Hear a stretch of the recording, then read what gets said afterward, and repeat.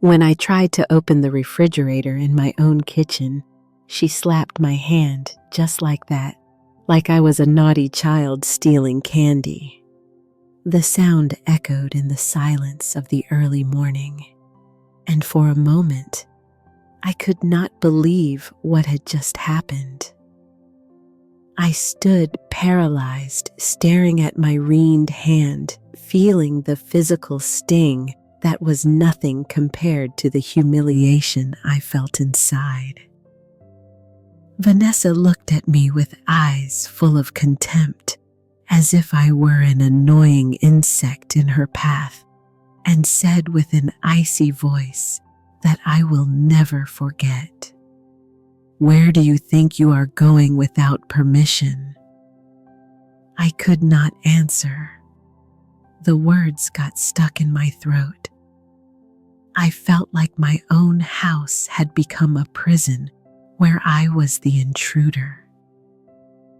And then I heard the voice of Michael, my son, the boy I carried in my womb for 9 months, the one I breastfed, the one I took care of every night when he had a fever, saying something that broke my soul in two. My wife is the owner of the house now. Even to breathe, you need to ask her for permission. At that moment, my world collapsed. Not because of the slap, not because of her words, but because my own son was betraying me. I felt as if the floor opened up beneath my feet and swallowed me whole. I was 62 years old, and I never imagined I would end up like this, being humiliated in my own home, the same one I'd built with so much effort alongside my late husband. The walls that once echoed with laughter and love now seemed to close in on me, suffocating me. I looked at Michael, looking for some trace of the sun. I knew, but what I saw was a stranger. A man completely dominated, with empty eyes, repeating his wife's words as if they were a sacred commandment. I wondered at what moment I lost him, at what moment he stopped being my boy to become the puppet of this woman. Vanessa crossed her arms over her chest and smiled. That smile had nothing human about it. It was pure distilled cruelty. "Now go back to your room, Linda," she said, using my name as if it were an insult. "And the next time you are hungry, you ask me politely. There are rules here, and you are going to follow them." Understood? I nodded because I could not do anything else. My legs were trembling, and I felt that if I opened my mouth, only a broken sob would come out. I turned around and walked toward my room, feeling their stares stuck in my back like knives. Every step weighed on me, as if I were carrying the whole world on my shoulders. I closed the door to my room and let myself fall onto the bed. The tears began to roll down my cheeks uncontrollably. I cried in silence, biting my lips so as not to make noise, because even to cry I needed permission in my own house. My stomach roared with hunger, but the emotional pain was much stronger than any physical need. How had I gotten here? How did I allow this to happen? The questions tortured me while I looked at the ceiling of my room.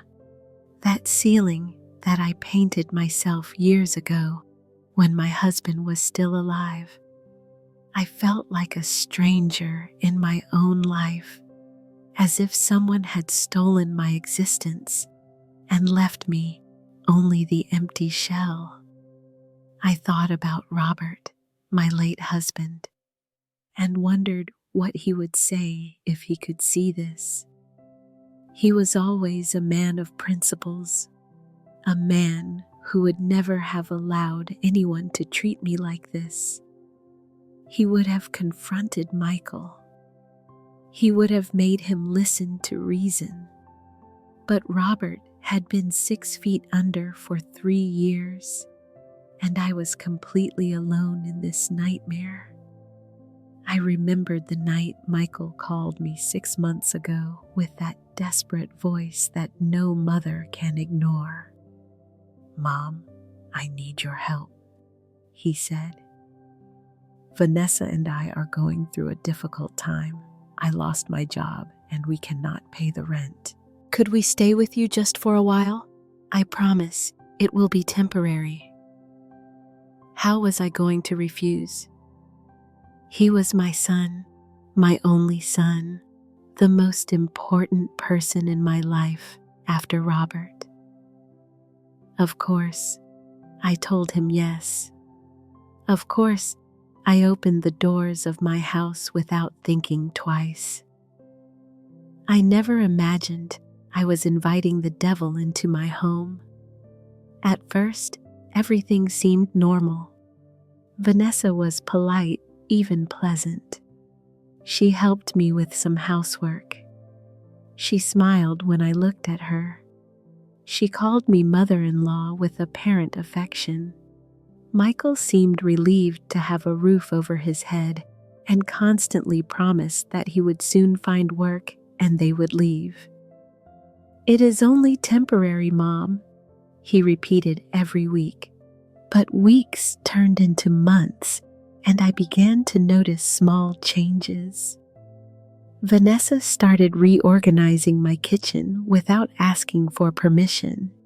She moved my pots to places where I could not reach them easily. She changed the bathroom towels for ones she bought, leaving mine stored in a drawer as if they were trash. Small invasions that I ignored because I did not want to cause conflict. Then she started with the suggestions. "Linda, do you not think it would be better if you had dinner earlier? Michael and I need privacy at night." "Oh, Linda, try not to make so much noise in the morning. You wake us up." Every suggestion was a disguised order, and I like a fool obeyed to keep the peace. Michael never said anything. When I tried to talk to him about Vanessa's behavior, he simply shrugged his shoulders and said, "She is stressed about the financial situation. Mom, give her time." It was always, give her time. It was always, have patience. It was always me who had to give in. One day, Vanessa decided that my television schedule was inappropriate because she wanted to watch her shows. Another day, she determined that I could not use the washing machine on weekends because it was her time to wash their clothes. And Michael nodded to everything like an obedient dog following orders from his master. But nothing prepared me for what would come next. Nothing prepared me for the moment when my own house would stop being mine, and I would become a prisoner in the place where I spent the best years of my life. The storm was just beginning, and I had no idea that the worst was yet to come. Everything began to change for real 3 months ago when Vanessa announced during dinner that she had made some important decisions to improve coexistence in the house. I remember she left the silverware on the table with a sharp blow that made me jump in my chair.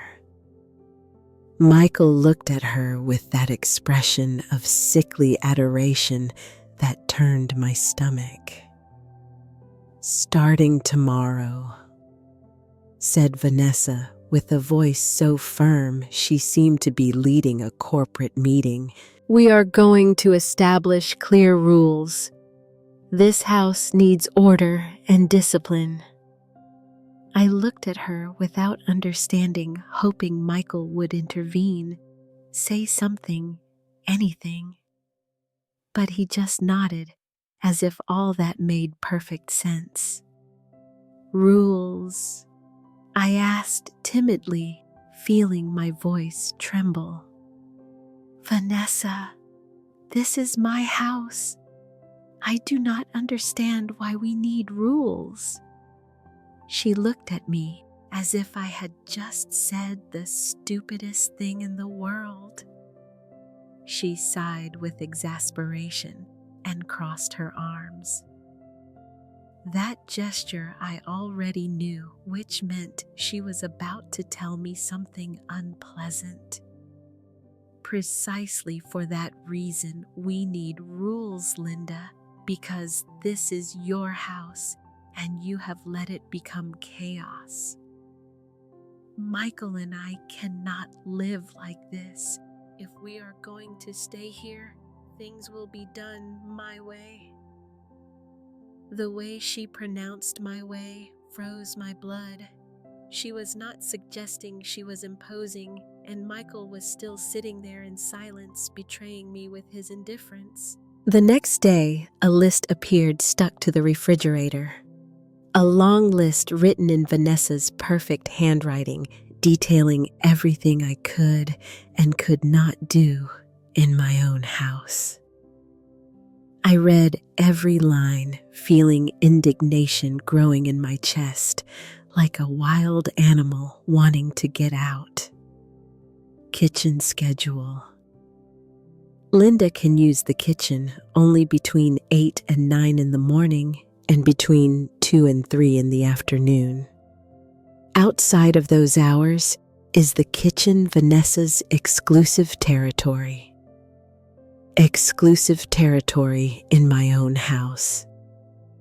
I kept reading with trembling hands. Bathroom use. Linda must shower before 7 in the morning or after 10 at night so as not to interfere with the couple's routine.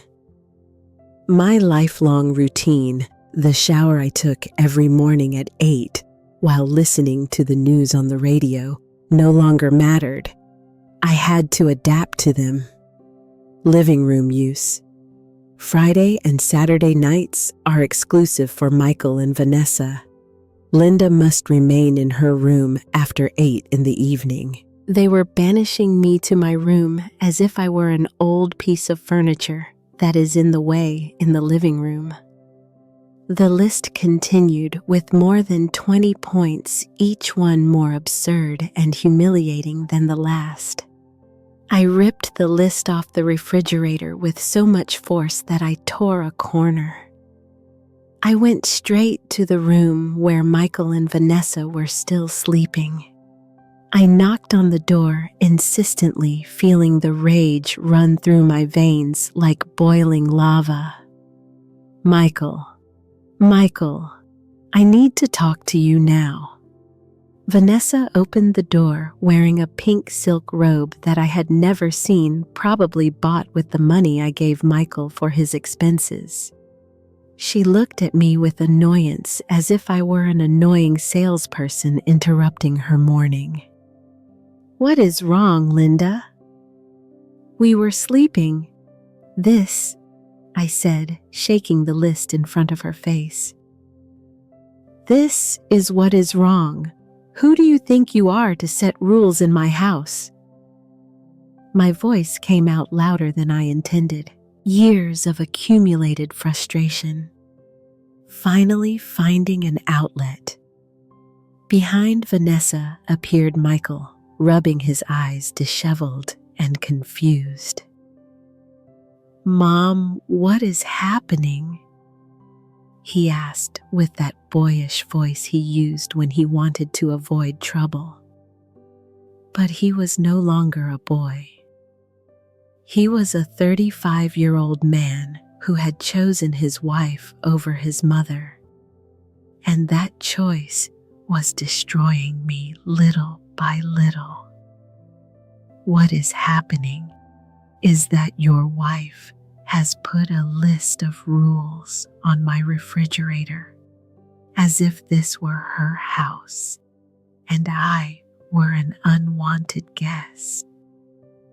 Are you going to allow this, Michael? Are you really going to allow her to treat me like this? I looked at him pleadingly, looking for some trace of the loving son who used to defend his mother from anything. Vanessa stepped forward before Michael could answer. Those rules are necessary, Linda. You cannot keep living as if you were alone. Now we are 3 people in this house, and we need organization. Or do you prefer that we continue living in disorder? Disorder, I repeated in disbelief.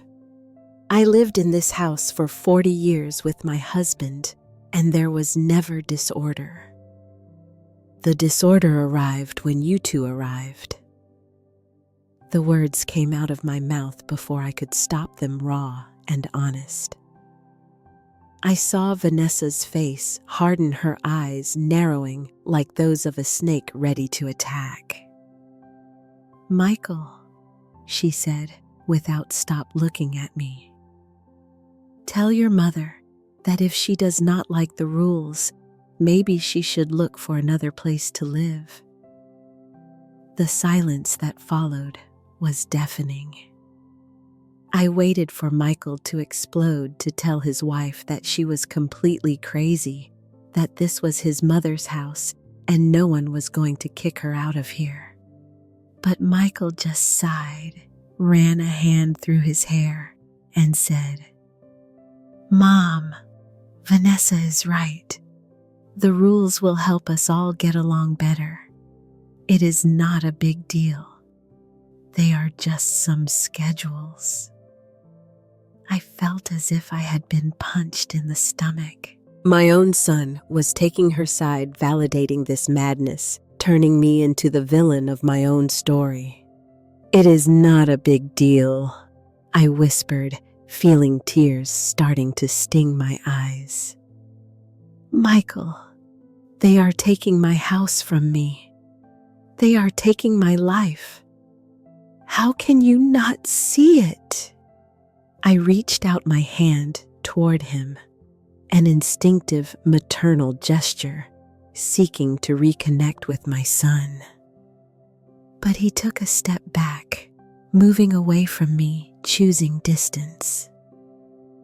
You are exaggerating, Mom. No one is taking anything from you. We're just trying to make this work for everyone. If we could leave, we would have already done it. But we do not have money. We need you to be understanding. Understanding. That word became the mantra that Michael would repeat during the following months. Every time I tried to defend myself, Vanessa smiled with satisfaction, knowing she had won. I am glad you understand. Michael, your mother needs to learn that things have changed. She turned around and entered the room again, leaving me standing there with my son, feeling the abyss between us becoming bigger and impossible to cross. How can you let her manipulate you like that? I asked him in a low voice, a last attempt to make him react. Your father would be very disappointed to see you like this. Michael turned into a man without a spine. I know they were harsh words, but it was the truth, and someone had to tell him. Michael's face hardened. Do not bring Dad into this. He is not here, and you have no idea what he would think. Vanessa is my wife, and I am going to support her. If you cannot respect that, then we have a problem." He turned his back on me and closed the door in my face. Literally, the sound of that door closing echoed in my chest like the closing of a coffin. I stayed there, standing in the hallway, with the crumpled list still in my hand, feeling my world crumbling. I had lost my son. I had lost him to a manipulative woman who had found the perfect victim. An insecure, unemployed, vulnerable man, easy to control. I went back to my room, dragging my feet, suddenly feeling like a 100-year-old woman. I sat on the edge of my bed and looked at the photographs on my nightstand. Robert and I on our wedding day, young and full of dreams. Michael as a baby, chubby and smiling in my arms. A family photo at the beach. Everyone laughing under the sun when everything broke. From that day on, I followed the rules. Not because I agreed, but because I did not have the strength to fight. Every morning, I woke up at 6 to shower before the forbidden time. I cooked in the narrow margins of time Vanessa had assigned me. I locked myself in my room on Friday and Saturday nights like a prisoner serving a sentence. And the worst of all was seeing Michael every day, walking next to him in the hallways of my house without recognizing him. The son I raised, the boy who used to hug me and tell me I was the best mom in the world, now looked at me as if I were an obstacle in his life. Vanessa had transformed him completely, and I did not know how to get him back. The following weeks were a silent nightmare. Every day, Vanessa found new ways to remind me that I was no longer the owner of my own life. She started reorganizing the whole house according to her taste without consulting me, as if my 40 years living here meant absolutely nothing. One day, I arrived from grocery shopping and discovered she had moved all the living room furniture. My favorite armchair, that one where Robert and I used to sit to watch movies on Sunday nights, was now cornered against the wall, almost hidden behind a huge plant she had bought. In its place, a new gray sofa occupied the center of the room. "I bought it with the money Michael saved," she said when she saw me looking with my mouth open. We both knew Michael did not have a job, that the money came from my pension, but she dared to lie to my face. "You did not consult me," I said, trying to keep calm, although I felt my chest burning with indignation. "You could have asked me before changing everything." Vanessa did not even look up from her cell phone. She was sitting on her new sofa with her legs crossed, painting her nails an intense red color that reminded me of blood. "I do not need your permission to improve this house, Linda. It was old and depressing. Now at least it has some style." The contemptuous way she said old and depressing hit me like a slap. She was not talking only about the furniture. She was talking about me, about my life, about everything Robert and I built together. I tried to talk to Michael that night, but he already had his automatic answer prepared. "Mom, the old sofa was very worn out. Vanessa is just trying to make the house prettier. You should thank her instead of complaining. Thank her for spending my money on things I did not ask for erasing the memories of my husband from this house, for transforming my home into something unrecognizable. But that was just the beginning. Vanessa began inviting her friends to the house without warning me. They arrived in a group, loud and invasive, occupying the living room as if it were a public cafe. I locked myself in my room, listening to their laughter and their conversations, feeling like a stranger in my own space. Once I went out to go to the bathroom, and one of them looked me up and down with evident contempt. "She is your mother-in-law," she asked Vanessa in a tone she did not bother to lower. "Poor thing, it must be hard living as a freeloader at your age." Her friends laughed, and I felt the humiliation burning me inside. Vanessa said nothing to defend me. She just smiled and changed the subject, leaving me standing there like a fool while everyone ignored me. She started controlling what I ate. She said I needed to diet, that at my age I should take better care of myself. She eliminated from the pantry everything I liked. The oatmeal cookies I ate with my coffee in the mornings. The chocolate I kept for difficult moments. Even the strawberry jam Robert used to buy me every month. Those things have too much sugar. "Linda, they are not healthy," she said, while filling the shelves with her expensive organic products that I ended up paying for. When I dared to buy something for myself, something small that gave me even a moment of happiness, Vanessa would find it and throw it in the trash. "I told you no sugars, Linda. Why do you not listen to me?"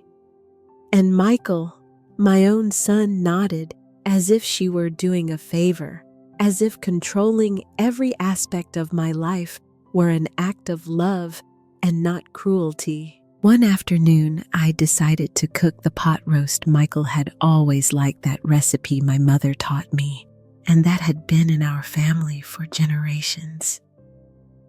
I wanted to recover even a moment of connection with my son.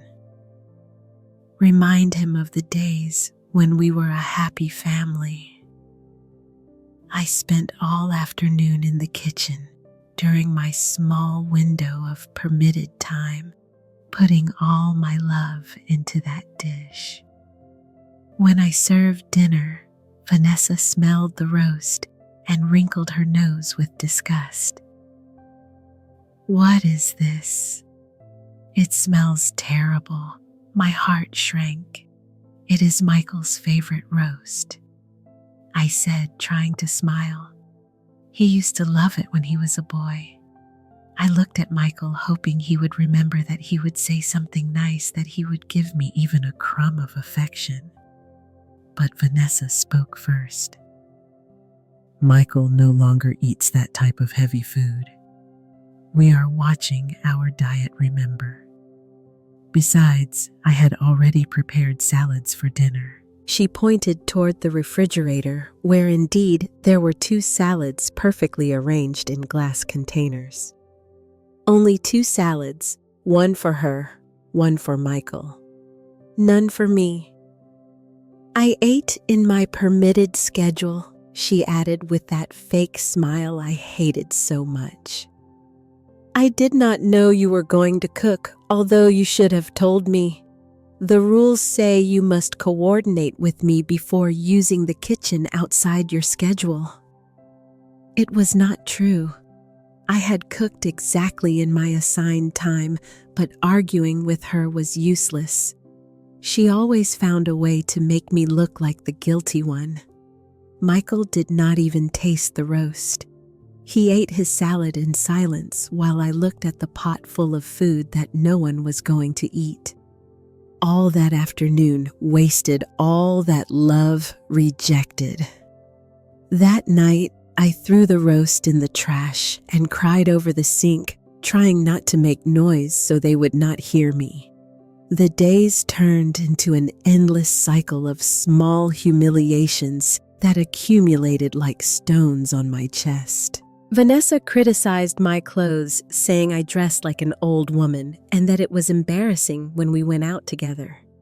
She criticized my way of speaking, my way of walking, my way of existing. And Michael never said anything, never defended me, only nodded or looked away. He stopped calling me Mom. Now he only said Linda with that impersonal tone you use with an acquaintance, not with the woman who gave you life. Every time I heard my name in his mouth, without that mom in front, I felt I died a little inside. Vanessa had managed to erase even that, even the most sacred bond between a mother and her son. I started to be afraid in my own house, afraid of making noise, afraid of taking up space, afraid of breathing too loud. I walked on tiptoes through the hallways like a ghost, trying not to bother, trying not to exist too much. My own presence had become something undesirable, and I was shrinking every day, more making myself smaller, disappearing. One night, I heard Vanessa talking on the phone with someone. Her voice went through the thin walls of my house. "Do not worry, I almost have her where I want her," she said, laughing. "It is just a matter of time before she decides to leave herself. And when that happens, this house will be completely ours." Michael already signed the papers I gave him. The fool did not even read them. My blood froze. What papers? What was she talking about? I stayed glued to the wall of my room, holding my breath, trying to hear more. Yes, the lawyer said that with that signature, it is enough. When she leaves or something happens, Michael inherits everything automatically, and I, as his wife, will have rights over everything. That stupid old woman does not even imagine what is coming. I felt nausea. Vanessa was not only taking my house from me in life, she was planning to keep everything legally. And Michael, my naive and manipulated son, had signed something without even consulting me. The level of betrayal was so deep, I could not process it. My own son was helping to rob me, although probably he did not even know it. The next day, I tried to talk to Michael about what I had heard. "Son, I need you to tell me the truth. Did you sign any document recently? Something related to the house or inheritances?" He looked at me confused for a second, then uncomfortable. "Vanessa asked me to sign some papers from the lawyer. She said it was to protect us legally in case something happened to you, so that everything would be easier. And you did not think to consult me?" I asked, feeling how my voice broke. "You did not think that maybe I should know about documents that have to do with my house?" Michael shrugged his shoulders, that gesture of indifference he had perfected in these months. "Vanessa said it was normal, that all families do this. I did not want to bother you with legal nonsense." Legal nonsense. My heritage, my home, my entire life reduced to legal nonsense.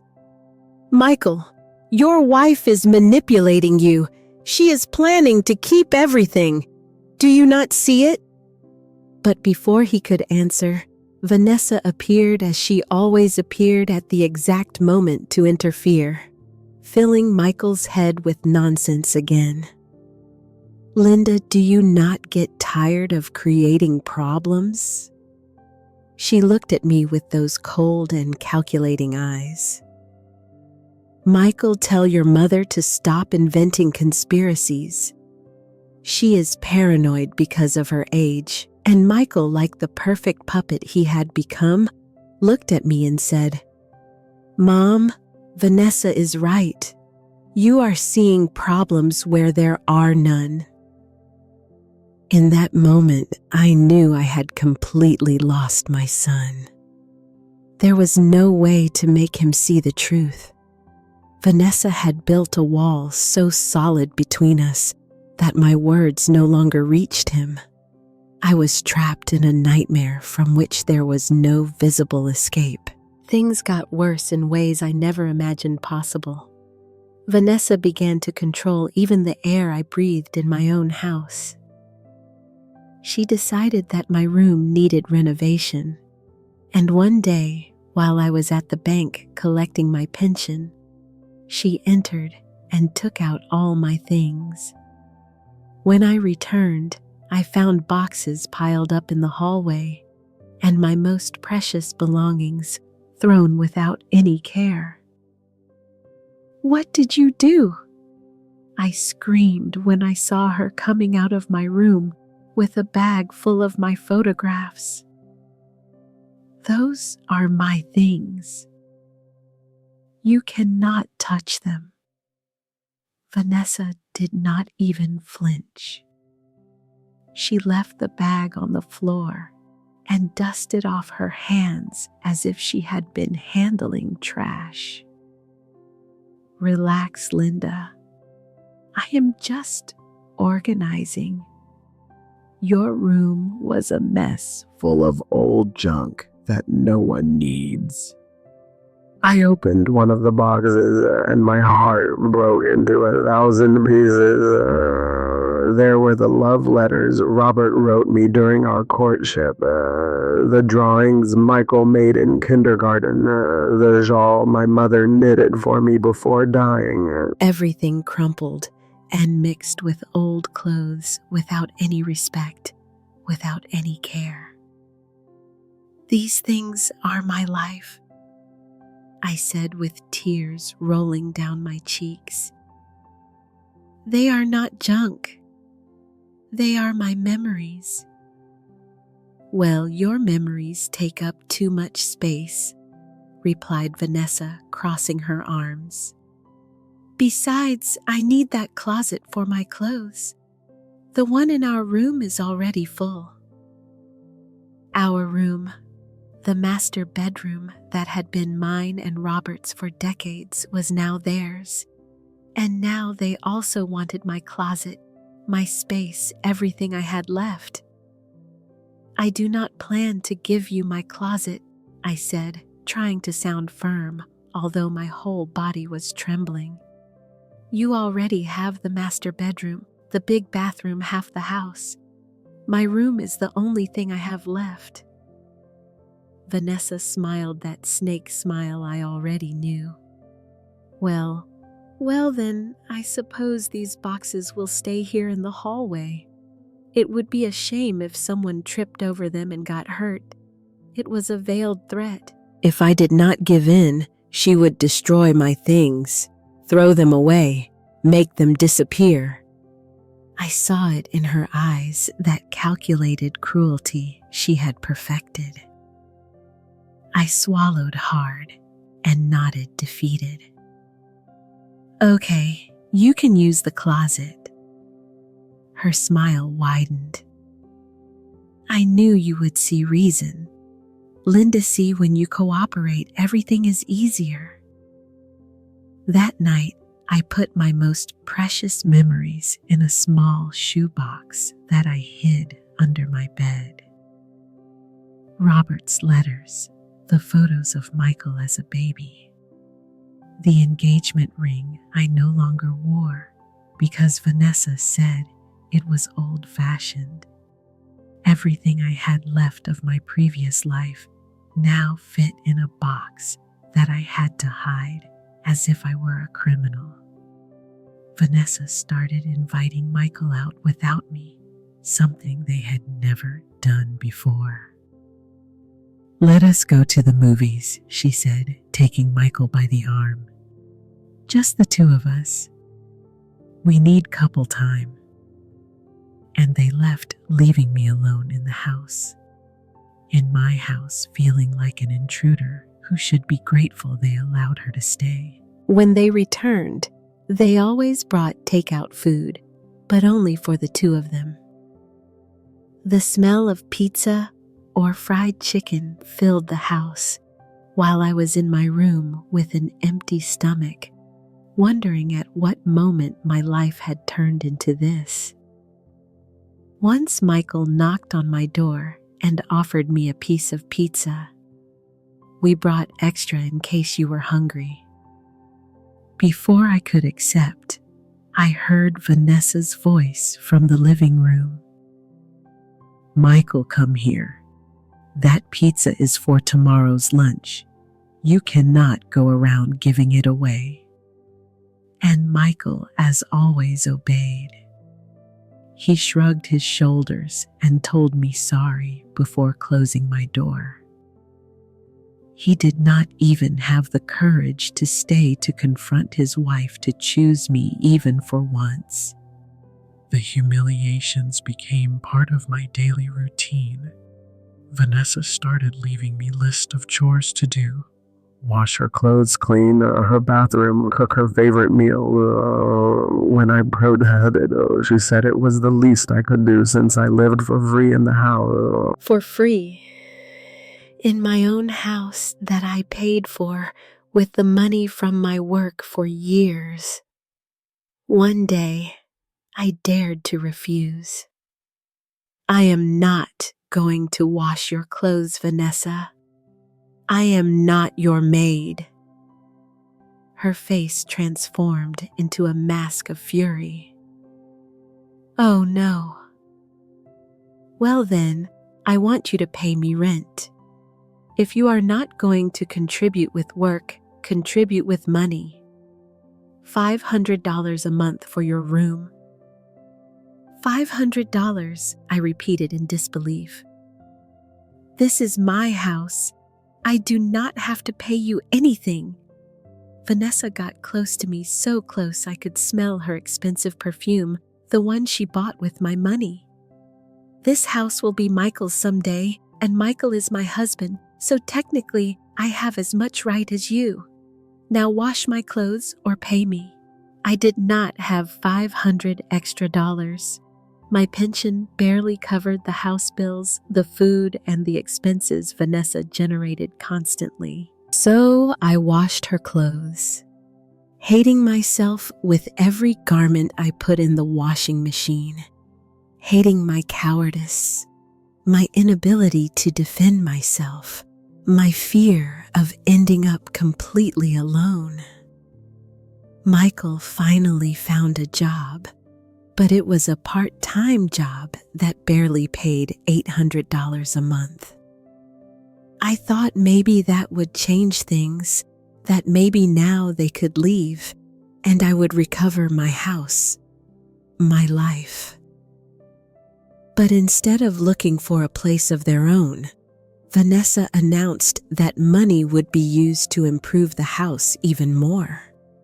They bought a huge television for the living room, a very expensive set of pots, new curtains for all the windows, everything with that money that supposedly was so they could become independent. "And when do you plan to move out?" I asked them one night during dinner. The question floated in the air like a bomb about to explode. Vanessa stopped eating and stared at me. "Move out? Why would we move out? Linda, we are perfect here. Besides, you need us. You are an older woman living alone. It is dangerous. You should be thankful we are here to take care of you." take care of me. They were destroying me little by little, and they called it care. I do not need you, I said with the firmest voice I could. I lived alone for 3 years after Robert died, and I was perfectly fine. You said it was temporary.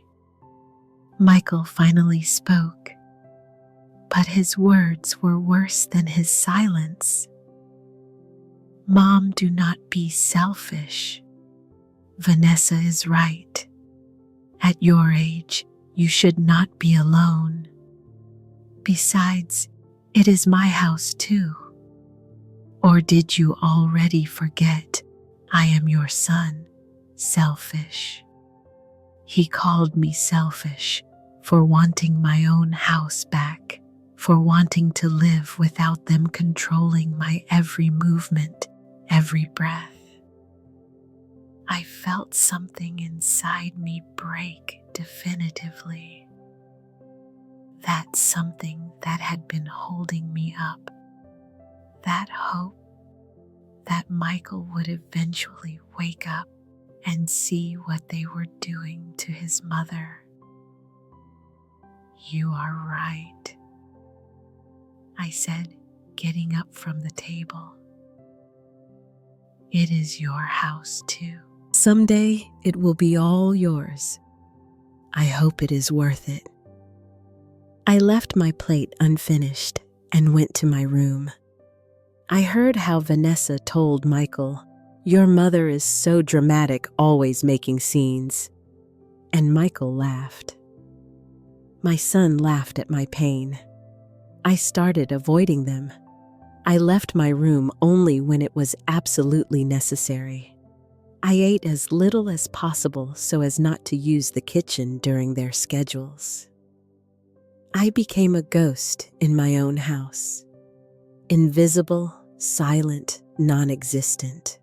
And still, Vanessa found ways to remind me that I was the problem.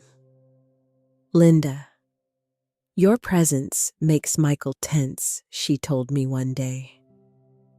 Could you try to be less obvious? When you are in the common areas, try not to draw attention. Less obvious. They wanted me to disappear completely, to stop existing for their comfort. One afternoon, while I was cleaning the bathroom in my assigned time, I found papers hidden behind the mirror, legal documents with Michael and Vanessa's names.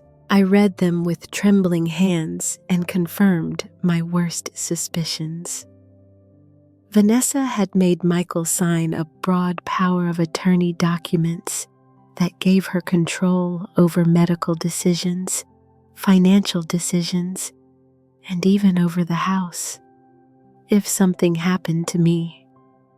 There was also a document that pretended to be a care agreement where I supposedly accepted that they stay in the house in exchange for them taking care of me in my old age. The document had my signature, but I had never signed it. It was a crude forgery, but probably enough to create legal problems if someone questioned it. My head was spinning. Vanessa was not only taking my house and my son, she was preparing the legal ground to keep everything. She was a calculating scammer, and Michael was her unwitting accomplice. Or maybe not so unwitting. I no longer knew what to think of my own son. I put the documents back exactly where I found them. I could not confront them yet because I did not know what to do. I did not have money for a lawyer. I did not have anyone to turn to. My family had died or lived far away. My friends had distanced themselves in these months because Vanessa always found excuses so I would not go out. I was completely alone and trapped. That night, while I lay in my bed looking at the ceiling, I thought about Robert. I thought about how he would have handled this situation. Robert was a man of action, not words. He would never have allowed anyone to humiliate us like this. And in that moment, lying in the darkness of my prison, something changed inside me. A spark of rage, of dignity, of strength that I thought lost forever. I still did not know how, but I was going to get my life back. I was going to get my house back. And if that meant losing Michael in the process, then maybe I had already lost him a long time ago. Maybe the son I knew died the day he decided to choose a cruel woman over his own mother. The night of the incident in the refrigerator arrived as the straw that broke the camel's back. It had been an especially difficult day. Vanessa had made me clean the whole house because she would receive visitors the next day.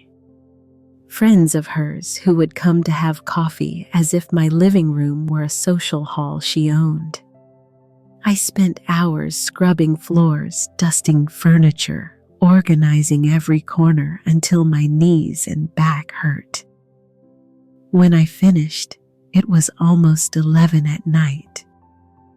Vanessa inspected my work with a critical eye, running her finger along the window frames looking for dust, as if she were a ruthless supervisor. "I suppose it is acceptable," she said finally, without even looking at me. "You can go to sleep," as if she were giving me permission to rest in my own house after cleaning for her guests. I went to my room exhausted, but I could not sleep. My stomach roared with hunger. I had eaten almost nothing all day because Vanessa had used the kitchen the whole time preparing elegant snacks for her meeting the next day.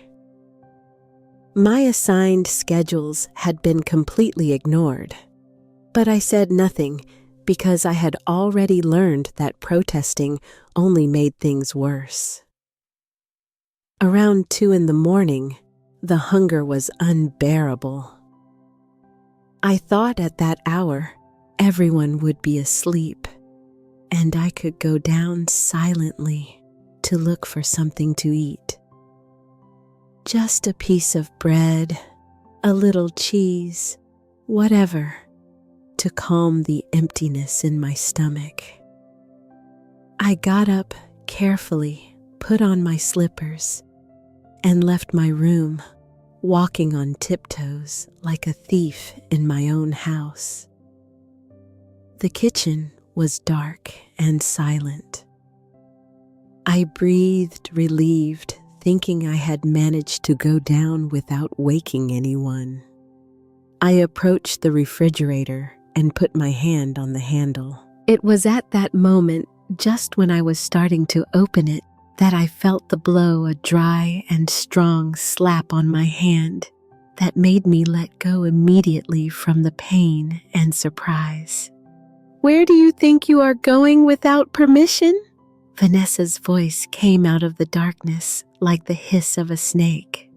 She turned on the kitchen light, and there she was, with her pink silk robe and an expression of fury on her face. My hand burned where she had hit me, but the physical pain was nothing compared to the humiliation I felt. "I am hungry," I said with a voice barely audible. "I just wanted to eat something." I hated myself for sounding so weak, so pleading. Vanessa crossed her arms and blocked the refrigerator with her body as if it were a treasure she had to protect from a thief. At 2 a.m, without asking me for permission. I already told you that food in this house is managed. Linda, you cannot come to eat whenever you feel like it. It is my refrigerator. I whispered, feeling tears starting to accumulate in my eyes. My food, my house. But even while I said those words, I knew they sounded hollow without power. Vanessa laughed a cruel laugh that echoed in the silent kitchen. Your house. We will see about that. I heard footsteps on the stairs, and Michael appeared disheveled and with sleepy eyes. What is happening? Why are you shouting? I looked at my son with hope, thinking that maybe this time, this one time, he would defend me, that he would see the absurdity of the situation. An elderly mother being slapped for trying to eat in her own house. Your mother was trying to steal food from the refrigerator without permission, said Vanessa before I could speak. I have already explained the rules to her 1,000 times, but she does not listen. Steal. She had called me a thief in my own kitchen. I looked at Michael pleadingly, expecting him to say something, anything, Mom said Michael with a tired sigh. Is it necessary to do this in the middle of the night? You already know the rules. If you were hungry, you could have waited until tomorrow. My legs began to tremble. My own son was blaming me for being hungry, for wanting to eat in my own house, for existing. Michael, please. My voice broke. It is ridiculous. She slapped me for trying to open the refrigerator. Do you not see how sick this is? I extended my hand, showing him the red mark that was starting to form. Look at me, son. Look at me and tell me this is okay. But Michael did not look at my hand. Instead, he looked at Vanessa, who returned a significant look that I could not decipher. And then my son said the words that would destroy any hope I had left. My wife is the owner of the house now. Even to breathe, you need to ask her for permission. The world stopped. Even to breathe. The words floated in the air like sharp knives sticking into my heart again and again. My son had just told me that I had no right even to the air I breathed without his wife's permission. In my own house, the house I built with his father, the house where he was born, where he took his first steps, where I grew as a mother. Vanessa smiled triumphantly. She had won completely. She had taken my son and turned him into her weapon against me. See, Linda, even Michael understands how things work now.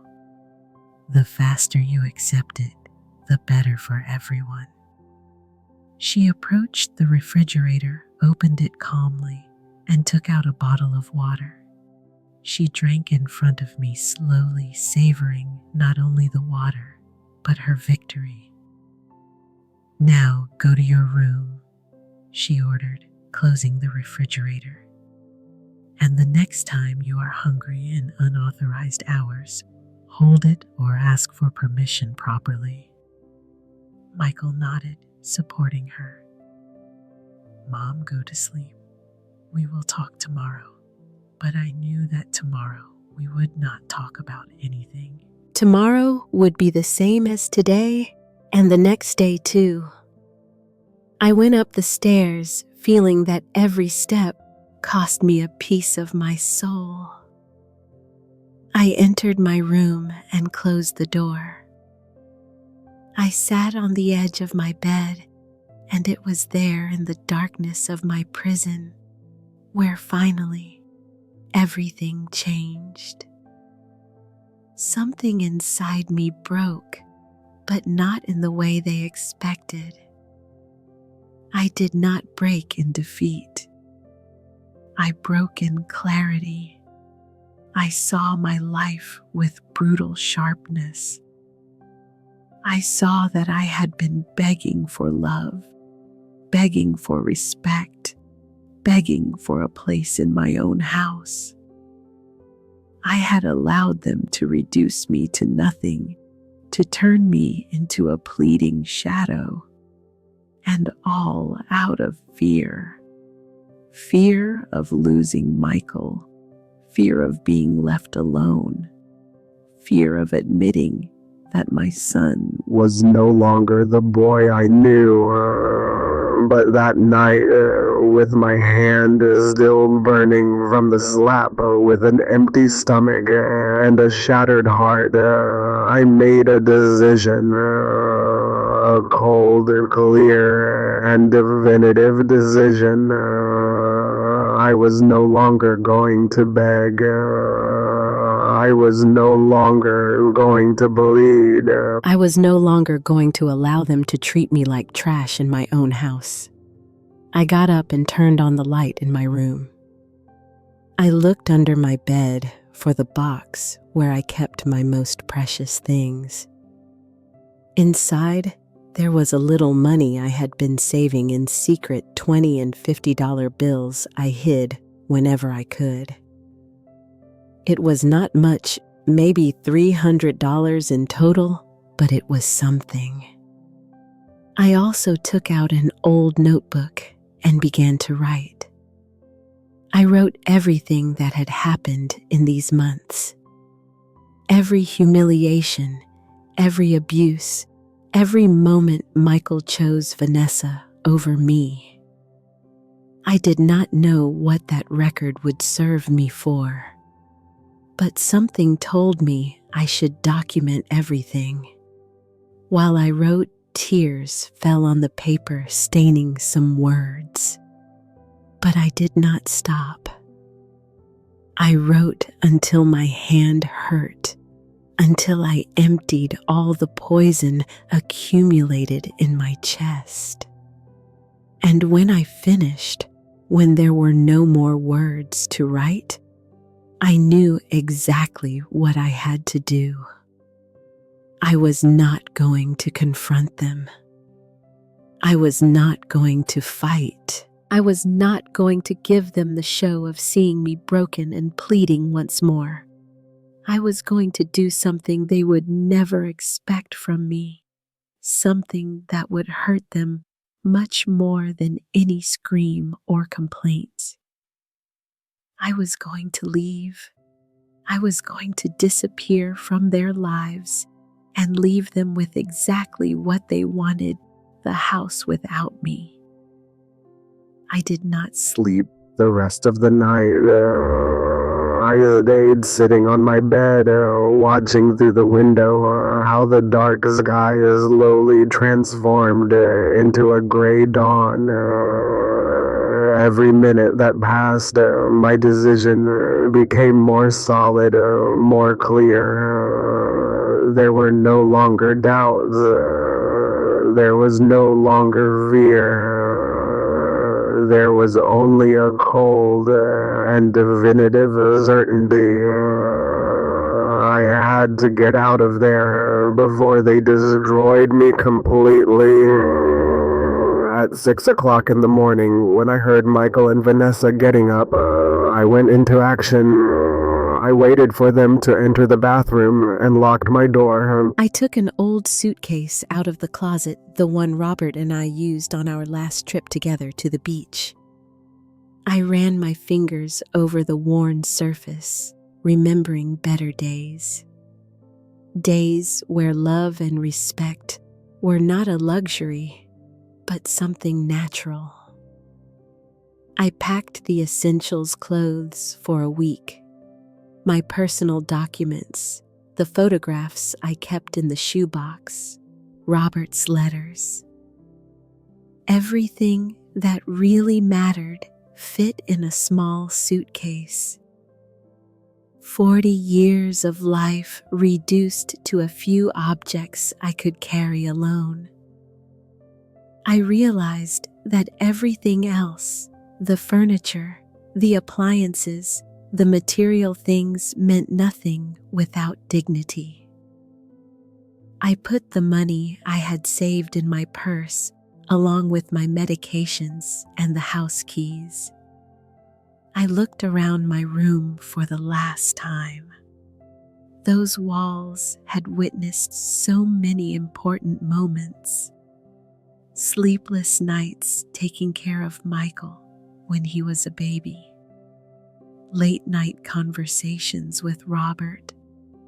Planning our future tears shed after his death.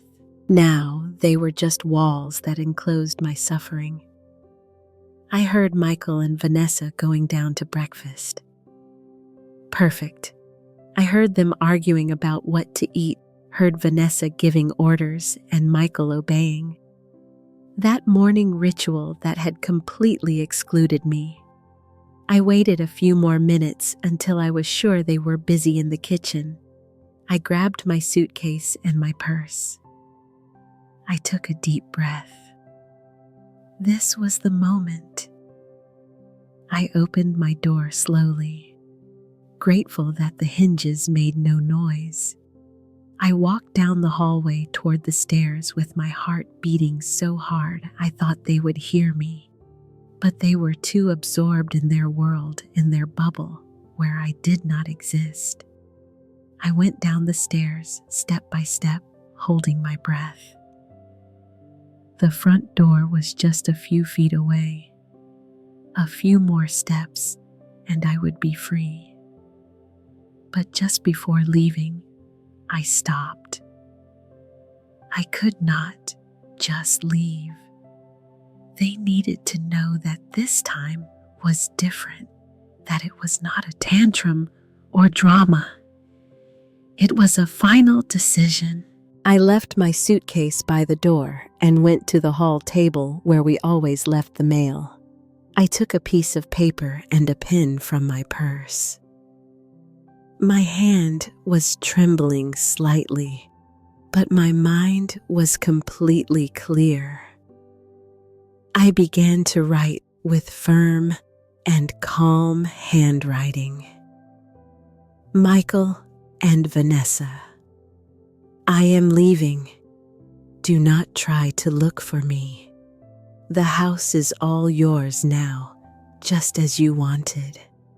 Enjoy everything you wished so much to take from me. But remember that a house without love is just an empty building. We will see how long it takes for that truth to reach you. The taxes are due next month. They are $1,200. Water and electricity are paid at the bank every 15th. The heating needs maintenance before winter. It costs around $300. I hope Michael's part-time job is enough to cover everything. Linda, I reread the letter. It was perfect, short, cold, informative, without tears, without begging, without drama, just facts. I left it in the center of the table where they could not miss it. Then I grabbed my suitcase and opened the front door. The fresh morning air hit my face like a slap of reality. I did not look back. If I did, if I saw my house one more time, I might waver. I closed the door behind me with a soft click and walked down the path toward the street.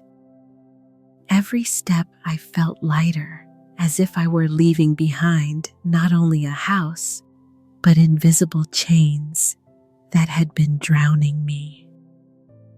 I did not have a specific plan, but I did have a place to go. Betty, my childhood friend, lived on the other side of town. We had drifted apart in recent months because Vanessa always made excuses when I wanted to visit her, that Michael needed me, that there were things to do in the house, that it was dangerous for me to go out alone. Now I understood it was just another way to isolate me, to cut me off from any external support. I walked 3 blocks to the bus stop. The sun was rising completely now, painting the sky in orange and pink colors. It was beautiful, and I realized I had not stopped to watch a sunrise in months. I had been so consumed by survival inside that house that I had forgotten a world existed outside. The bus arrived, and I got on. The driver looked at me with curiosity, seeing my suitcase, but said nothing. I sat next to the window and watched how the streets of my neighborhood passed in front of me. I knew every corner, every store, every tree. I had lived there all my adult life. I was leaving behind not only a house, but an entire life. But strangely, I did not feel sadness. I felt something similar to peace, like when you take off a shoe that has been hurting you all day, and finally your feet can breathe. The constant oppression, the perpetual fear, the daily humiliation, all that was being left behind. With every mile the bus traveled, I arrived at Betty's house after 40 minutes. It was a modest but cozy house with flowers in the front garden and a rocking chair on the porch. Betty always had good taste for making any space feel like home. I rang the bell, feeling nervous for the first time since I left.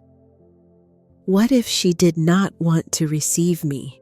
What if she thought I was crazy? The door opened, and there was Betty with her silver hair in a bun and her kind eyes behind glasses. Seeing me standing there with my suitcase, her expression changed from surprise to concern. "Linda, my God, what happened?" She said nothing more. She simply opened her arms, and I collapsed into them. I cried like I had not cried in months. I cried for everything lost for my son. I no longer recognized for the house I left behind, for the woman I used to be and almost forgot. Betty held me without asking questions, letting me empty all the accumulated pain. When finally I could speak, I told her everything, every detail, every humiliation, every moment of brokenness. Betty listened in silence, her face showing more and more indignation. When I finished my story, she took my hands and said with a firmness that comforted me, "You stay here as long as you need. This is your house now, and that son of yours and that viper of his wife are going to regret treating you like that. You will see." I settled into Betty's guest room. It was small but cozy, with light green curtains and a bed with a soft duvet. That night, I slept deeper than in months. There were no nightmares, no startles. Every time I heard a noise, only a peaceful and restful sleep. Meanwhile, in my old house, Michael and Vanessa were waking up to a new reality. I imagined the scene. Vanessa shouting my name, waiting for the breakfast that never arrived. Michael going up to look for me and finding my room empty. The initial panic, the confusion, and finally finding the letter.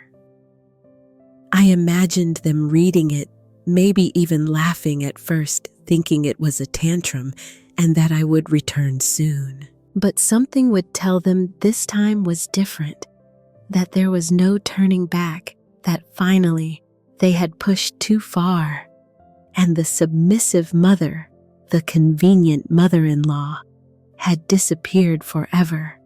And most importantly, now they would have to face the reality that I had been sustaining alone all this time. The expenses, the responsibilities, the bills that arrived every month, all that they took for granted while treating me like trash. Now it was their problem. The first week at Betty's house was like waking up from a long and exhausting nightmare. Every morning, I opened my eyes expecting to hear Vanessa's voice ordering me something. But there was only peaceful silence and the singing of birds outside. Betty treated me with a sweetness I had forgotten existed, preparing coffee in the mornings and asking me how I had slept without expecting anything in return. "You do not have to do anything," she told me the third day when she found me washing the breakfast dishes. "Just rest, Linda. Recover." But I needed to feel useful. I needed to prove to myself that I still had value beyond being someone's emotional punching bag. So I insisted on helping with household chores. But this time was different. I did it because I wanted to, not because they forced me. My phone started ringing the second day. It was Michael. I let it ring until it stopped. Then came the messages. First they were confused. "Mom, where are you? We are worried." Then they became more urgent. "We need to talk. Please answer." And finally, they showed their true nature. "The bills are arriving. We do not know what to do. You have to come back." I did not answer any. Every message that arrived was a confirmation that I had made the right decision. They did not ask how I was, if I was okay, if I had somewhere to sleep, or what to eat. They only worried about the bills, the responsibilities, everything I had been handling alone while they enjoyed my house like ungrateful parasites. Betty told me Michael had gone to look for me at her house on the fourth day. He rang the bell like crazy, she told me, while we drank coffee in her living room. I told him I did not know where you were, and that even if I knew, I would not tell him. He looked desperate, Linda. But it was not the desperation of a son worried about his mother. It was the desperation of someone who just realized they lost their safety net. She was right. Michael's messages confirmed it. At first, they thought they could handle them alone. Michael's part-time job paid $800 a month. The house taxes were $1,200. Already right there, the math did not work. And that without counting the electricity, the water, the gas, the food, the gas, and all the expenses Vanessa generated with her constant whims. Vanessa tried to call me once, just once. Her voice on the voicemail was icy. "Linda, I know you are being dramatic and looking for attention. When you finish with your tantrum, come back home, but do not think this will change the rules. Things will continue to be as I say." I deleted the message feeling a mixture of indignation and satisfaction. She still did not understand anything, still believed she had control. In the second week, Betty convinced me to block their numbers. "You do not need to read that, Linda. It only hurts you, and they do not deserve even a second more of your time." So I blocked Michael. I blocked Vanessa. And it was like finally closing a door that had been open, letting in cold drafts for months. I began to recover slowly. Betty took me to walk in the park every afternoon. At first, I got tired quickly. Months of constant stress had weakened my body more than I thought. But little by little, my strength returned. Something more important also returned: my smile. One day, Betty took a picture of me while we fed the ducks at the lake, and when I saw it, I was surprised. That smiling woman in the photo was me. But it had been so long since I looked like that, I almost did not recognize myself. "You look 10 years younger," commented Betty. "It is incredible what peace of mind does." She was right. The wrinkles around my eyes seemed less deep. My posture was more upright. Even my voice sounded different, stronger, and more secure. I was finding myself again after months of being lost. Meanwhile, as I learned later from a neighbor Betty found at the supermarket, things in my old house were crumbling rapidly. The first bill they could not pay was the taxes. The notice from the municipality arrived with the warning of seizure if they did not pay in 30 days. Michael tried to ask for a loan, but with his precarious job and no solid credit history, no bank lent to him. Vanessa began to pressure Michael to get more work. "How is it possible that you cannot maintain a house?" she yelled at him, according to the neighbor who heard them fighting through the open windows. "You are useless, just like your mother." The irony was delicious.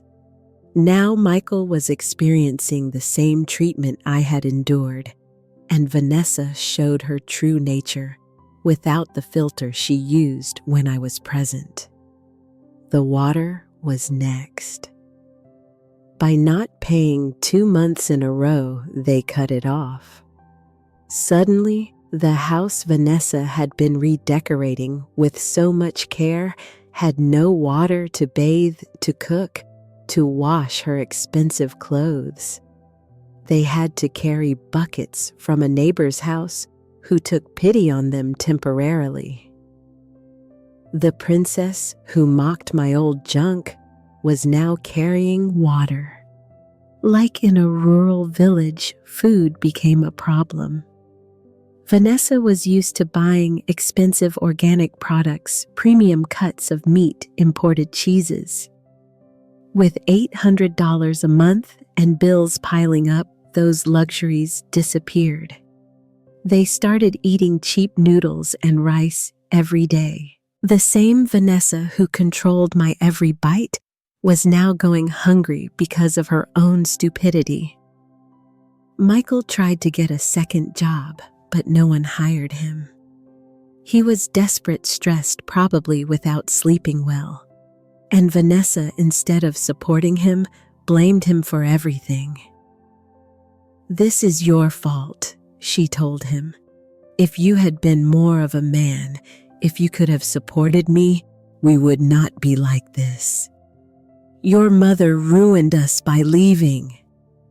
That part, the neighbor told me with indignation. "I threw in your son's face that the fault was theirs, Linda. I told him they had treated his father like trash, and now they were reaping what they sowed. You should have seen his face." I imagined the scene and felt a small satisfaction. It was not revenge I sought. It was justice, and justice was finally catching up to them. In the 3rd week, I received a certified letter. It was from a lawyer representing Michael. I opened the envelope with trembling hands, fearing the worst. The letter was a formal request for me to return to fulfill my family obligations, and a veiled threat that if I did not, they would take legal action to protect the family patrimony. I showed the letter to Betty. She immediately called her nephew, who was a lawyer. He read it and laughed. "This has no legal validity. They cannot force you to live in your own house or pay the bills if you do not want to. In fact, they are the intruders from the moment she left. She has every right to evict them if she wants." Evict them. I had not thought of that. The house was still mine. It was in my name. I had left, but they had no legal right to stay there without my permission. Betty's lawyer explained that I could start an eviction process immediately. It would take about 2 months, but the house would be completely yours again. I thought about that all night. Did I want the house back? Did I want to return to that place full of recent bitter memories? The house where my son betrayed me, where they hit me for trying to eat, where I lost my dignity little by little. On the other hand, it was my house. The house I built with Robert, where we lived our best years. I decided to wait, not out of weakness, but out of strategy. I wanted Michael and Vanessa to feel completely the weight of their actions.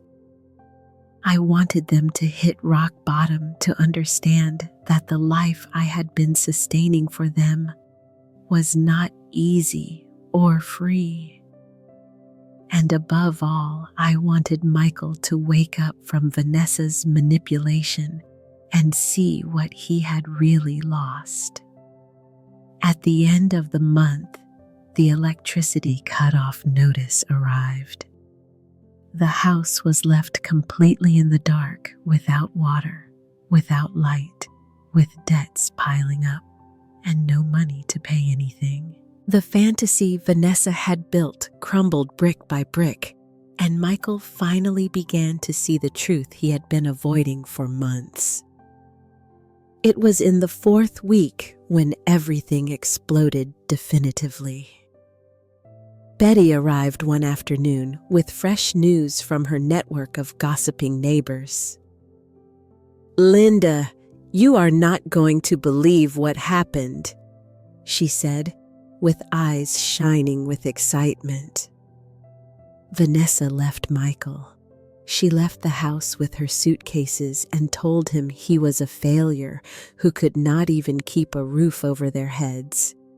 I stood paralyzed, processing the information.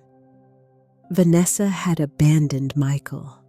The woman who swore to love him in good times and bad, who manipulated him to betray his own mother, who turned him into her obedient puppet, had left him the moment he stopped being useful to her. The irony was so perfect it almost hurt. "And Michael?" I asked, without being able to help it. Despite everything he had done to me, he was still my son, and a part of me still worried about him. "He is destroyed," replied Betty. "The neighbor says he cries all day. The house is a mess without light or water. He is still there like a ghost, not knowing what to do. That night, I could not sleep. I imagined Michael alone in that dark house, probably hungry without money, abandoned by the woman for whom he sacrificed his mother. A part of me wanted to run to help him, hug him, like when he was a boy and had nightmares. But another part, the part that had grown during these weeks, knew that if I did, I would be validating everything he did to me. I would be telling him he could treat me like trash and that I would always be there to pick up the pieces. On the 5th day after Vanessa left, Michael appeared at Betty's house. He arrived at dusk, haggarded and dirty, with deep, dark circles and wrinkled clothes. Betty warned me through the intercom. "He is here." "Do you want to see him?" My heart beat fast. This was the moment I had been avoiding and anticipating at the same time. "Tell him to come in," I replied with a trembling voice. I sat in the living room waiting for him, trying to prepare myself for what would come. When he entered, I almost did not recognize him. My son, who had always been meticulous with his appearance, looked like a vagrant. He had a beard of several days, greasy, and disheveled hair, a stained shirt. But what impacted me most were his eyes. They were red and swollen, full of a pain I knew very well. "Mom," he said with a broken voice. That word I had not heard from his lips in months sounded strange and familiar at the same time. He stood at the entrance of the living room, as if he did not know if he had permission to approach. I said nothing. I just looked at him, waiting, needing him to take the first step to say what he had to say. "I am sorry," he finally whispered. "I am so sorry, Mom." "You were right about everything. About Vanessa, about what she was doing to me, about what we did to you." Tears began to roll down his cheeks, leaving clean trails on his dirty face. I was an idiot. I was the worst son in the world. I treated you like trash when you only gave me love all my life. I wanted to run to him, hug him, tell him everything was forgiven. But I remained seated firm. "And what changed, Michael?" I asked with a calm but cold voice. "Do you apologize because you really understand what you did, or because Vanessa left you and now you are alone?" The question floated in the air like a sharp knife. Michael collapsed, literally fell to his knees on the living room floor, sobbing like a child. "You were right. I realized everything when she left. She told me I was useless, that I was never worth anything, that she only tolerated me because she thought you would have more money. She said she wasted her time with me." His words came out broken between sobs. And while she told me all that, the only thing I could think of was how I told you exactly the same thing. How I treated you worse than a stranger. She hit my hand for trying to eat in my own house. I said without emotion in my voice. And you told her she was the owner of the house, that even to breathe, I needed her permission. Do you remember that, Michael? He nodded, unable to look at me, shame painted on every line of his face. Every day I think about that, he said through tears. Every day I hate myself for having said those words. Dad must be rolling in his grave for what I became. I betrayed everything you taught me. I betrayed the only person who was always there for me. His pain was real. I could see it. But pain did not erase months of abuse and humiliation. Do you know what I felt that night? I asked him. And for the first time, my voice trembled. I felt my son had died. That the boy I raised, cared for, loved with all my heart had disappeared. And in his place was a cruel stranger. I died 1,000 times in those months. Michael, 1,000 times. I wish not to wake up every morning because the pain of living in my own house, being treated like that, was unbearable. I know, Mom. I know. And I have no excuses, he said, finally lifting his gaze toward me. Vanessa manipulated me, but I let her. I chose to believe her instead of you. I decided every day to treat you badly because it was easier than confronting her. I am completely guilty, and I do not expect you to forgive me. I just needed you to know that I finally understand. I finally see everything I lost. We stayed in silence for a long moment. Betty had disappeared discreetly, leaving us alone. I looked at my son kneeling on the floor, destroyed and regretful, and I felt a mixture of emotions so complex I could not separate them. Love, pain, rage, compassion, all mixed in an impossible knot in my chest. Apologies are not enough, I finally said. You cannot destroy a person for months and expect a few tears to fix everything. Michael nodded. I know. I am not asking you to come back or forgive me now. I just needed to tell you I am sorry and that you are right to hate me. I do not hate you, Michael. I admitted feeling my own tears starting to form. That is the worst of all. After everything you did to me, I still love you because you are my son, but I do not trust you anymore. I do not know if I will ever be able to trust you again.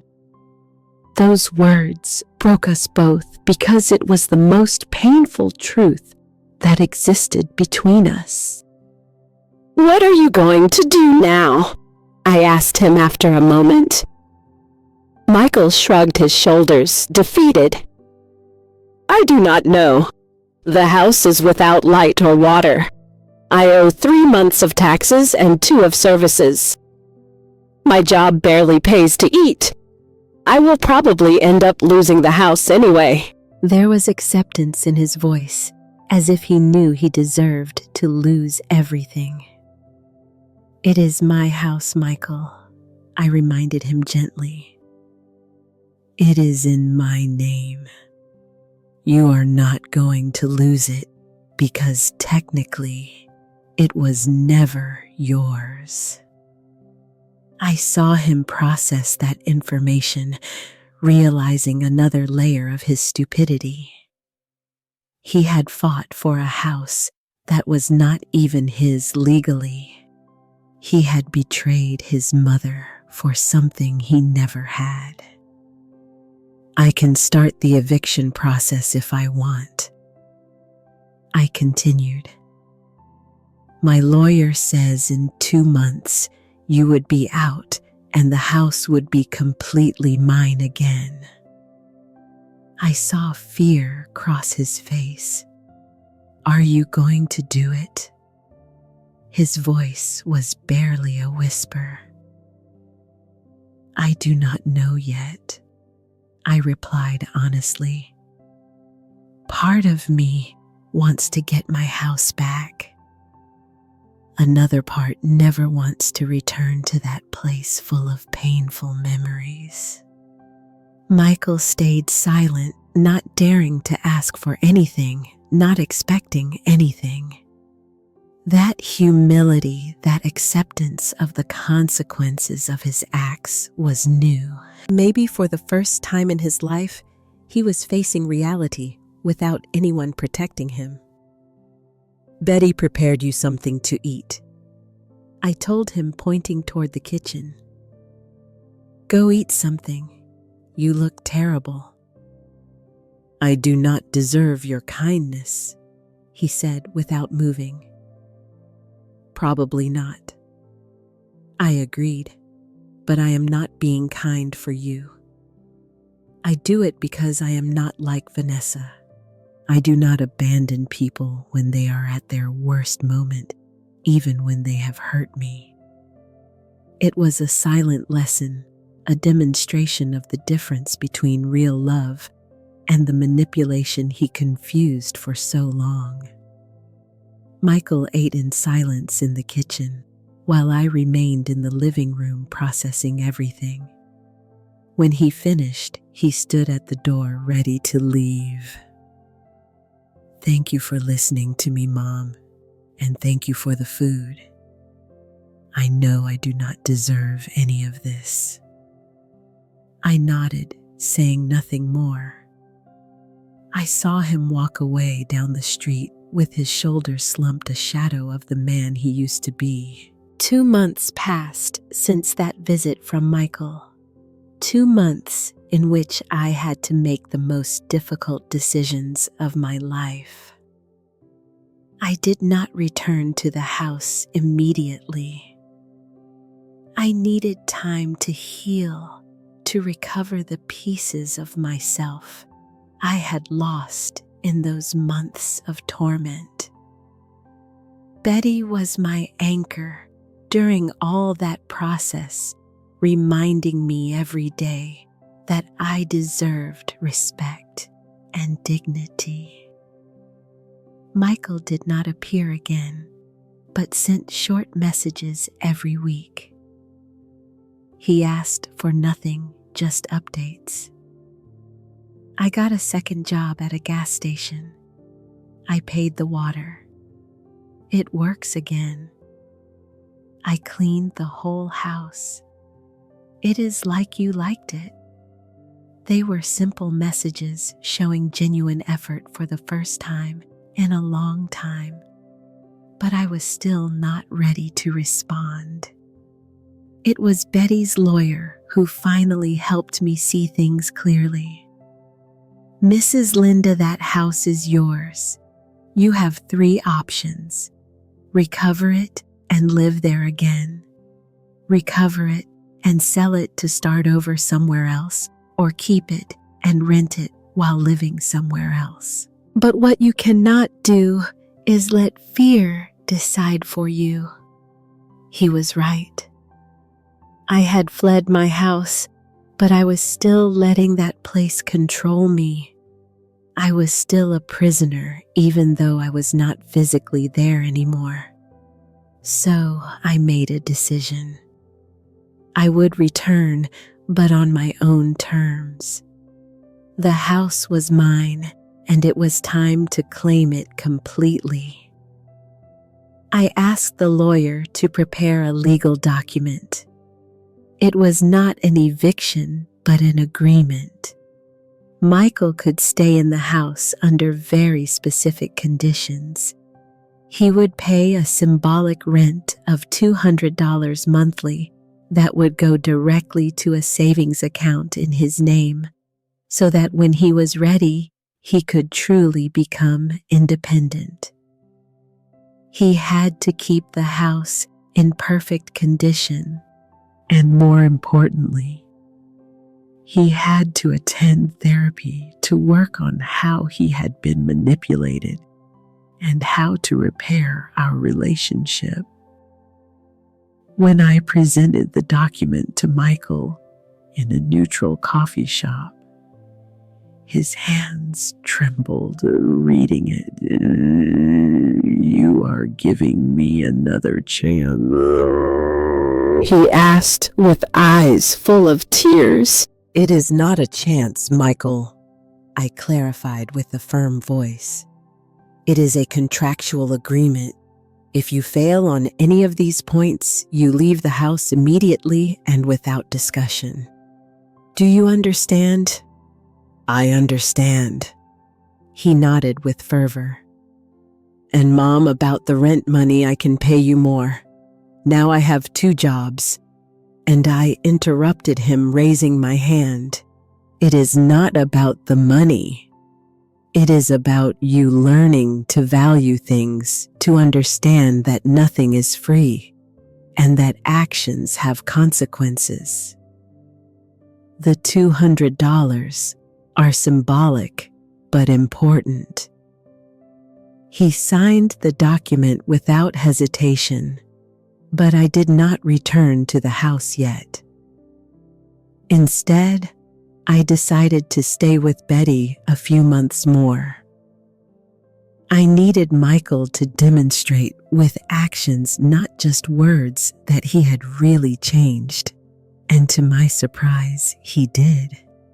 He sent photos of the clean house every week, receipts of payment for services, even certificates of his therapy sessions. In his therapy, according to what he told me later, he finally processed how Vanessa had manipulated him, how she identified his insecurities, his unemployment, his vulnerability, and used them to turn him into her puppet. How she isolated his mother from him systematically until he could no longer see reality.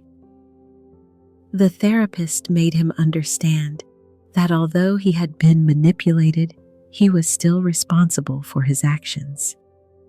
That distinction was crucial. 3 months after signing the agreement, I finally returned to my house. Michael received me at the door, visibly nervous. The house was spotless. He had cleaned every corner, had repaired things that were broken. He had even put fresh flowers in the vase at the entrance, the one Vanessa had thrown in the trash and that he recovered. "Welcome home, Mom," he said with a trembling voice. I walked through the room, seeing all the changes. My favorite armchair was back in its original place. The photographs Vanessa had stored were back on the walls. My closet had all my clothes perfectly organized. He had erased every trace of Vanessa from the house, as if she had never existed. But the most important thing was that he had recovered the spirit of home the house had before. It no longer felt like a prison, but like a refuge. "You did a good job," I told him, and saw his shoulders relax with relief. "Thank you for giving me this opportunity, Mom. I know I do not deserve it, but I swear I am not going to let you down." The following months were of slow reconstruction. Michael and I did not go back to being what we were before, because that was impossible. Something had broken between us that could never be repaired completely. But we built something new, something different. A relationship based on mutual respect, on clear limits, on honesty. I was no longer the mother who did everything for her son and the son who took it for granted. We were two adults learning to coexist with the scars of the past. Michael worked hard at his 2 jobs. He saved every penny he could. 6 months after the agreement, he came home with news. "Mom, I think I am ready to look for my own apartment. I have saved enough for the deposit and the first month's rent." I felt a mixture of pride and relief.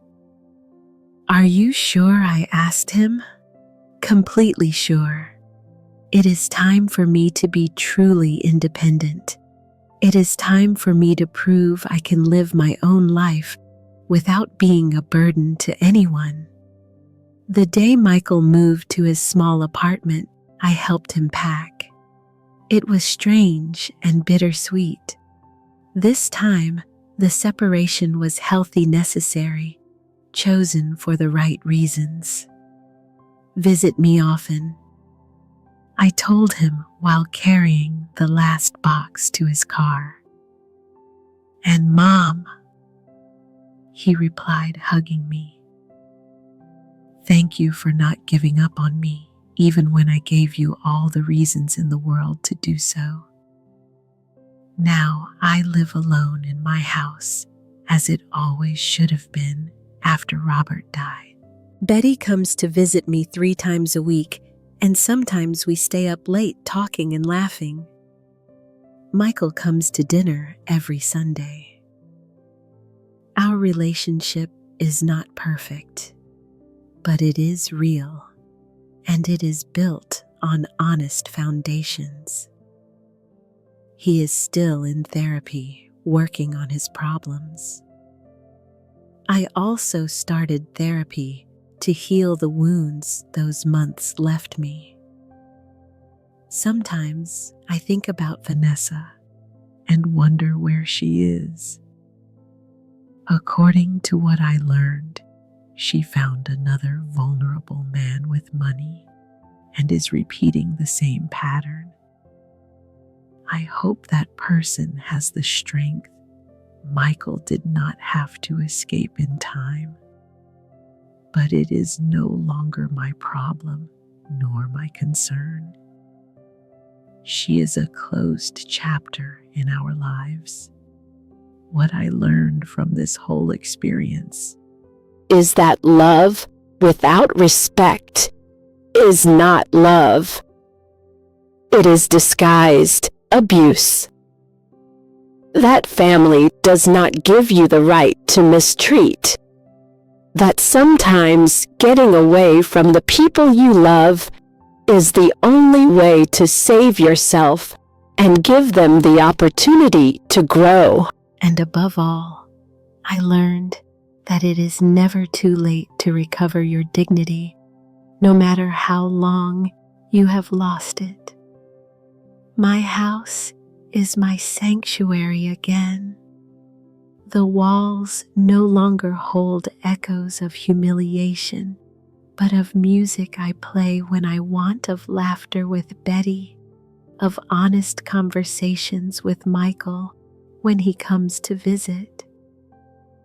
I recovered my life. I recovered my space. And more importantly, I recovered myself. That night, when I tried to open the refrigerator and received a slap, seems now a distant bad dream. A reminder of how low a person can fall when they forget their worth.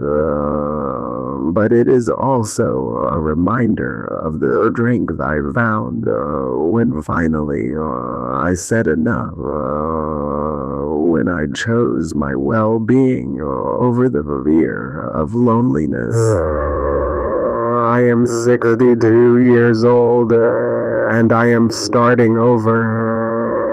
Some would say it is too late to start again, but I know it is never too late to choose dignity.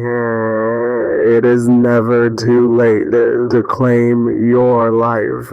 And never, never is late to remember that you deserve respect, especially in your own house, especially from the people who say they love you.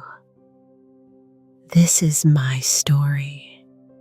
It is not a story of revenge, but of recovery. It is not about punishing, but about healing. And if someone who is going through something similar reads this, I want them to know this. You have the power to change your situation. You may be afraid.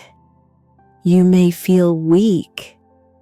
But inside you, there is a strength you do not even imagine. You just need to take the first step. The rest comes after. Today, I open my refrigerator when I want. I eat when I am hungry. I breathe without asking for permission. And every time I do these simple things, I remember the price I paid for this freedom. And I smile because finally, after all, I came back home.